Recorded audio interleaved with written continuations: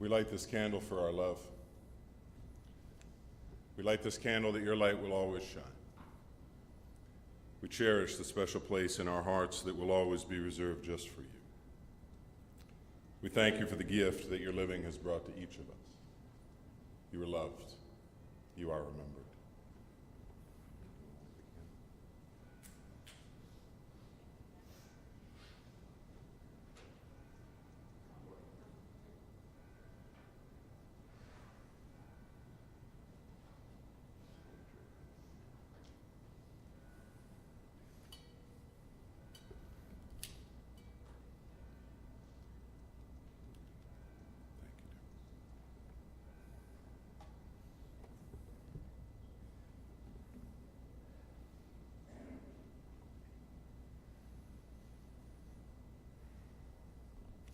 Well, I welcome you today. My name is Philip Smith, and I'm the funeral celebrant this afternoon. I'm honored to be here as we gather to celebrate the life and mourn the passing of Garet Brian Hay. We gather together to share in the moments and the memories that have come together to create the journey of 32, almost 33 years that would make up this life that we know as Garet. We're here today to honor his family, his loving mother, Kathy, her husband, Keith, his beautiful daughter, Annabelle Rose, his wonderful brothers, Curtis and Jordan, along with all those who would be counted as the extended family, the friends, the colleagues, those that would help make up the length and breadth of Garet's days. And on behalf of the family and those who cherished him, allow me to thank you for being here today. It's an important day when we stop to acknowledge the importance of a life. And by acknowledging the importance of Garet's life and the ways in which he's touched his world, we honor his memory today. Your presence, whether you're here directly as a part of Garet's life or simply here to support one of those who loved him, means that he has made a difference in your life, and you have taken this time to honor his place, the value of his life in this earth. And today we will focus our thoughts on the wonder of these years that you shared with Garet, and we'll join our hearts and minds to remember the joyful moments shared, the loving gestures received. And we will acknowledge our place here today and how our lives have changed because of the significant loss that is Garet's departure.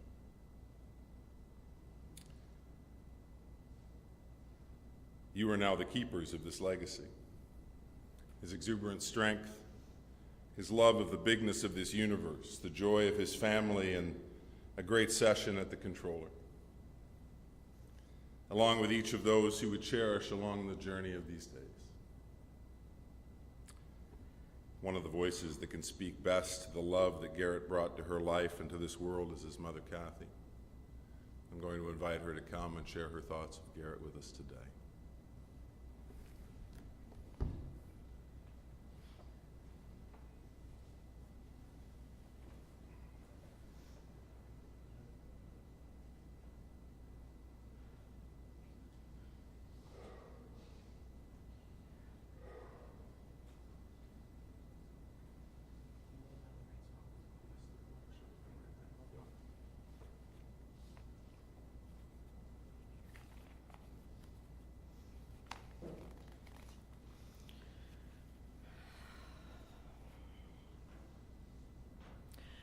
I'd first like to thank all our friends and family for holding us up through this most difficult time.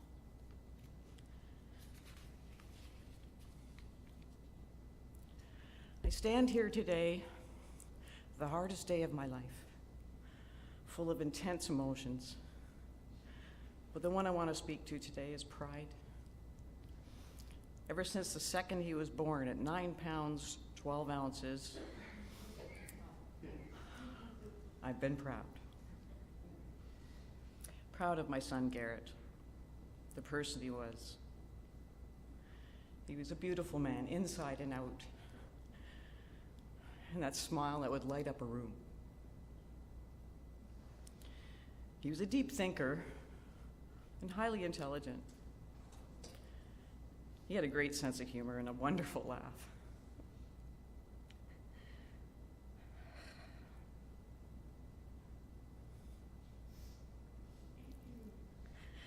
A kind, gentle soul who loved nature and all living things. He respected all living things, and he loved the universe. Garet was a talented artist. He loved to create. He was an excellent welder, like his grandpa Charlie. He loved music. One of his favorites was 10 Seconds Before Sunrise by Tiesto. I think his favorite pastime, though, was playing video games with his brothers and his friends. Always happy to level up. He enjoyed movies. He liked The Never-Ending Story. And SpongeBob. Well, who doesn't like the sponge? One of his favorite books was The Giving Tree by Shel Silverstein. And when he liked his sweets, billet logs, cheesecake, birthday cake Timbits, and of course his Domino's pizza and Dr. Pepper.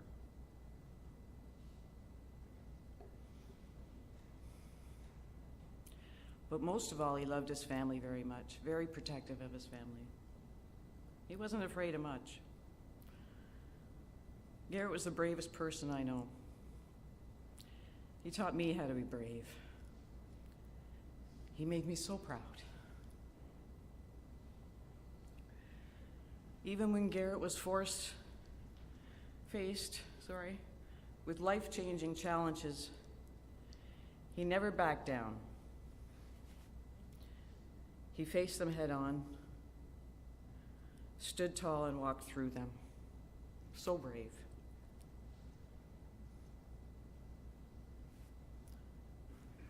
On July 21st, 2022, 4 days before his 33rd birthday, he faced his last challenge. And he was brave.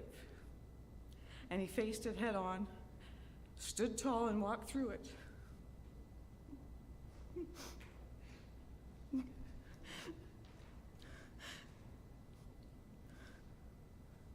My sun, my moon, my shining star. You were the star in our hearts, and you'll forever be the heart in our stars. We love you, Garet. Rest easy now, my beautiful son, until we meet again. I feel you all around us in the universe.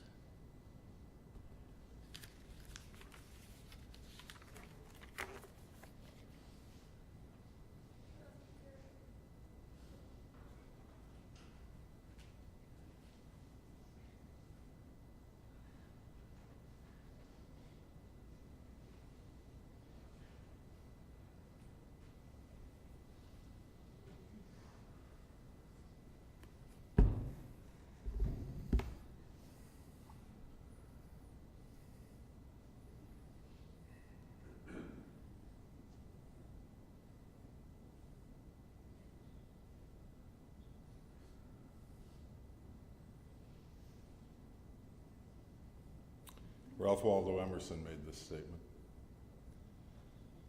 The purpose of life is not to be happy. It's to be useful, to be honorable, to be compassionate, to have it make some difference that you have lived and you have lived well.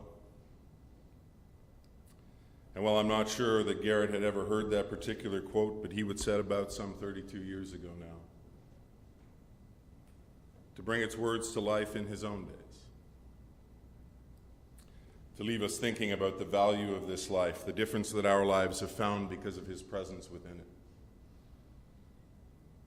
whether seen or unseen, the value of his legacy as we gather here today. Garet's journey would see him welcomed to this world on that 25th day of July in 1989. He wouldn't arrive with much, just the suit that he was born in, and apparently it was an extra large. I was 10-6, so my mother knows your pain. The love of his mother, Kathy, to welcome him, who would welcome him to her arms and her heart, and not just for that day, but for a lifetime that would follow. A spot that Garet would call his home throughout his days. And a heart that Kathy would see him share with his older brother Curtis and his younger brother Jordan over their years together. And all you need to do is look at the photos from the earliest years to the latest, and you can see how close this band of brothers really is. With their movie star good looks. You know, you see it. Right? He'd be welcomed to this life at East York General. His home would be East York in those early years of his journey, before the family would head west towards Oakville and make that their home. And with Garet would come the years of school as they would find their footing in Oakville. He would head off into his education and would be a quiet participant in his classes, a very thoughtful young man, I'm told. He would always remain that way, the quieter one in the bunch. Was often found in those thoughtful, meaningful moments, just thinking about life or what surrounds our lives. And Kathy would do her best to get the boys to go outside and enjoy this big world of ours. Even and try to encourage them to play some sports. Hockey would be an option. After all, it was the Canadian pastime for many millions of young lives, and she would do her best. But for Garet, he didn't have an interest in the game. He would not pursue it. And I'm not sure if it was the sharp blades on his feet that made it hard to stand on the ice, or the cold of the arena, but no matter the reasoning, that young man would simply decline the invitation to continue playing, and that was his hockey career. She would suggest baseball. And much like hockey, he would politely decline the invitation to explore the sport of bats and balls. Thank you very much, Mother, but no. Or something close to that effect, I have no doubt. So he and Curtis would always while away their free hours in the world of video games, enjoying the connection that those times would create between the both of them. And I have to imagine that as Jordan would have found some interest there, as he would grow, he would be included in that little circle. And Garet would love to sit down with a paper and a drawing instrument and put the images that would capture in his mind's eye on the page. He would enjoy the process of spending time just drawing and enhancing those thoughts. No doubt that creative side would see his eyes light up as a boy when the family would venture out of what we know as Canada and make their way down south to Disney a couple times over those years. And as they would grow older, they would know the wonder of Universal Studios as well. And for Garet, Universal would certainly supersede Disney. Perhaps it was the lack of princesses, I'm not sure, or the giant shark hanging in the middle of the dock that would enthrall a young mind, the wonder of a movie coming to life before them on the rides. And if we're really honest, it's kind of Disney for dudes, isn't it? And for Garet, rather, that was just fine, thank you very much. Because if he was going to sit down for a movie, his go-to was mostly the superhero side and the action films. And I'm sorry, but Moana just doesn't provide all that much action, so it's not quite as alluring to a young man, I'm sure. He would build a network of friendships that would be a vibrant part of the journey of those years. He would attend Pine Ridge in Oakville, and it would be there in him that he would complete his high school studies. He would enjoy the joy of rollerblading and skateboarding. Most likely the skateboard would become a staple in his ability to get to one spot to another much quicker than it would be just hoofing it. And he would have a mind that was interested in the workings of things. His studies in school would gear towards the hands-on elements of the academic pursuits. And to that end, it's no surprise that his interest in how things worked together and came together would see him pursue a career in those skills as well. Garet would choose welding. And after his high school years would be over, he would apprentice, and he would work towards his full ticket. And he would work diligently. And in time, he would receive it, becoming a full-fledged welder. His path would see him follow that goal with a role in the field, and it would be over those next several years that he would find success in that chosen path. And like all single, eligible men of a certain age, making full-ticket money, he too would find the company of the fairer sex from time to time.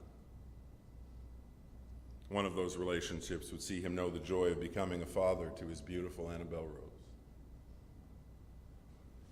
The beautiful little girl that he would hold in his heart from her first breath to his last.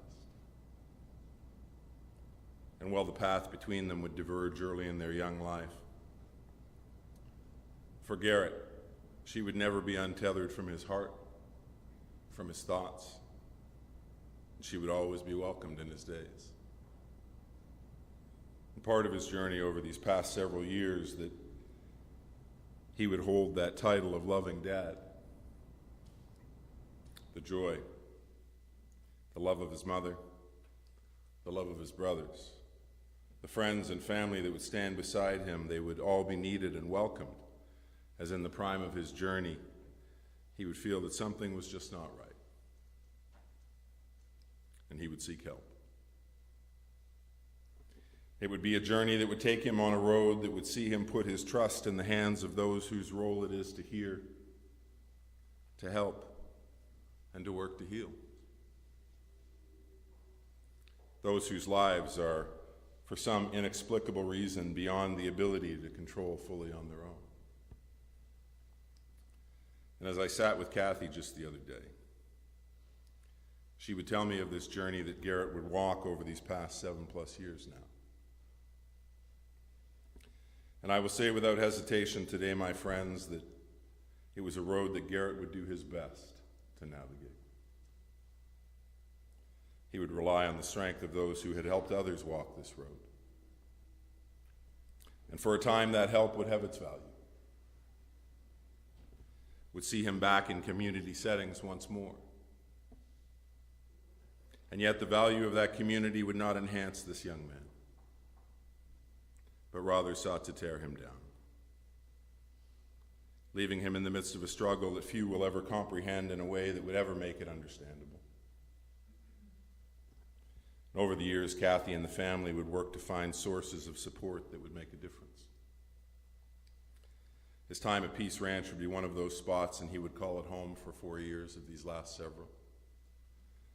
The ability to be a part of that setting, the quiet of nature, the farm life, it would agree with him. And it would see him finding those steps one day at a time. The addition of physical complications to the journey would not make the months any easier. And with these added, there would also be the move to Brookside over these past few years. Brookside would be more central to society, which gave Garet more freedom in his days to do the things that he would enjoy on a daily basis. One of those things being the simple joy of going for a walk, putting on his headphones, usually something by DJ Testo, who would be voted the greatest DJ of all time in 2011. It's a pretty big feat. Now, if you don't know what a DJ is, I'm looking at some of your faces. That would be what in the 50s you referred to as a disc jockey. There you go. I'm not sure who the greatest DJ is of all time now, but for Garet, DJ Testo would never lose that title. And he, along with the literally tens of millions of fans around the world, would know the joy of being able to ride that musical wave that each of his sets would inspire. And for Garet, it would be the music of those moments that he would enjoy in the fresh air, with the simple goal, a large double-double, and a birthday cake or a Boston cream donut from Timmy. If we're honest, I had a chocolate glaze in his honor this morning on my way. And I'm sure there were days where he may have even had both, I know I have another one waiting for me at home. Every couple of weeks, he would welcome the joy of the visit from those faces that meant so very much to him. His mom, his brothers. As they would show up for a visit and ensure that he would enjoy some of those things that made him feel the love that they would all share together. Whether it was a trip to Harvey's so he could have it his way, or the platefuls that would be devoured at the Mandarin. Each visit usually also seeing him gain some of those things that were harder to get locally. And Mom would always ensure that he had, whether it was that bag of licorice all sorts that would make him smile, or the latest astronomy, or a throwback version of Omni. Garet would love to spend time immersed in developing that need to know. This big blue marble would fit into the infinite cosmos and how we all fit together as a species in that space. Big thoughts. Some very heady thoughts. Thankfully better enjoyed with some testo to keep him focused, I have no doubt. Yet with those added freedoms in this new setting, the journey would have its setbacks and its struggles as well.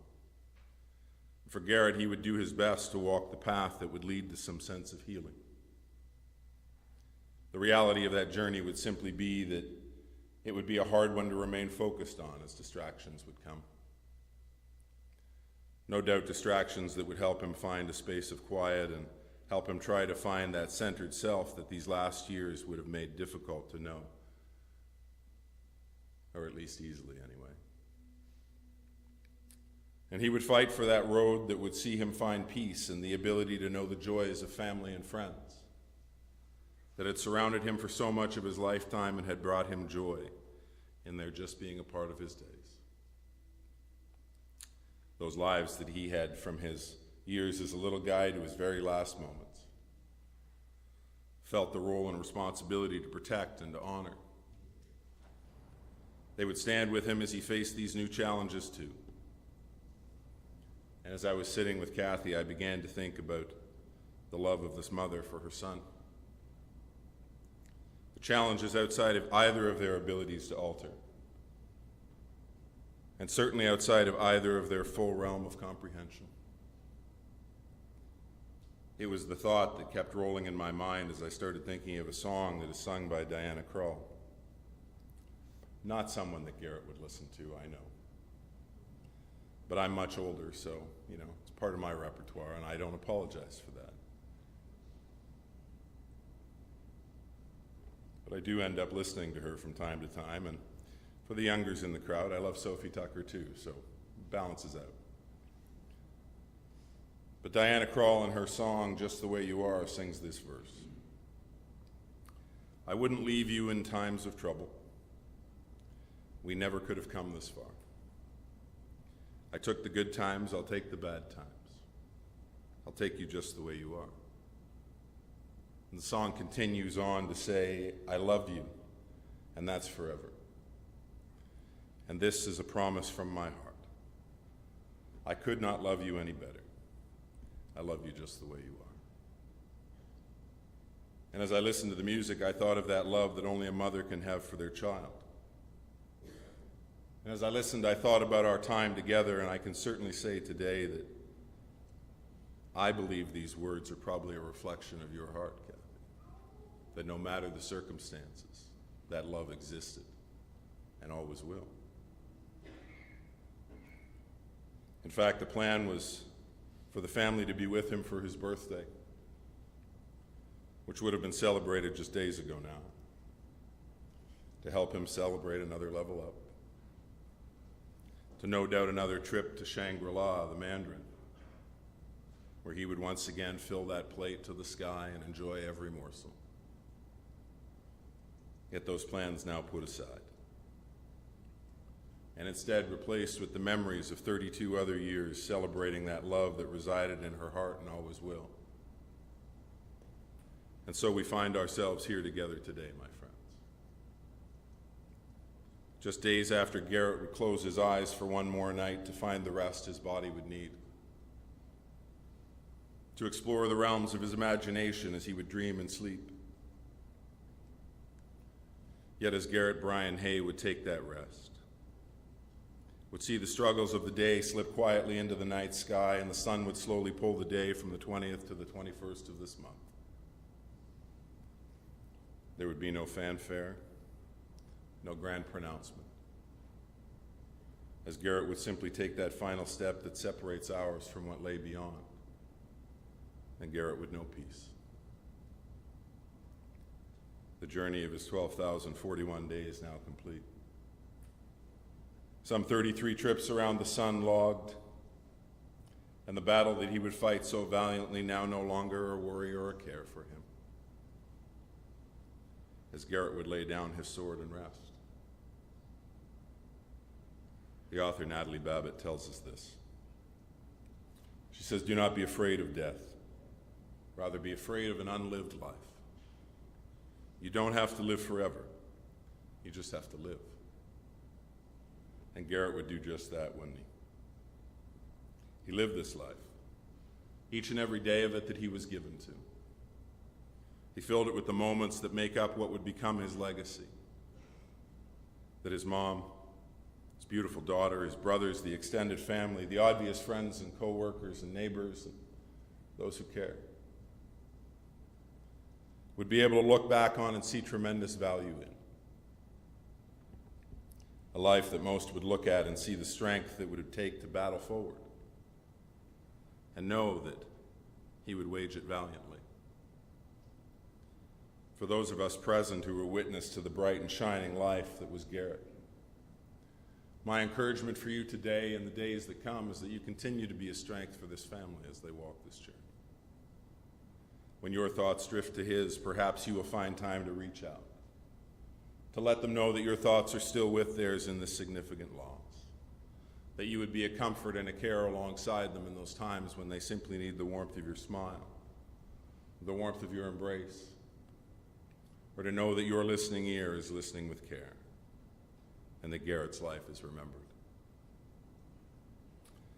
Kathy and Keith today will welcome you to join them for a continued time of your shared memories of Garret and his value in your days back at their home. As we conclude today, if you're not sure where that is, I guarantee there are folks that you can follow there, or you can get the address from our fine friends here. But as we prepare to leave the chapel today, I'd like to share with you two final things: a poem and a musical selection, both dedicated to Garret today, from his loving mom and his family. The poet writes these words: "A rose once grew where all could see, sheltered there beside a garden wall, and as the days passed swiftly by, it spread its branches straight and tall. One day a beam of light shone through a crevice that had opened wide. The rose bent gently towards its warmth, then passed beyond to the other side, scattering fragrance far and wide, just as it did in days before, just as it did on the other side, and just as it will forevermore.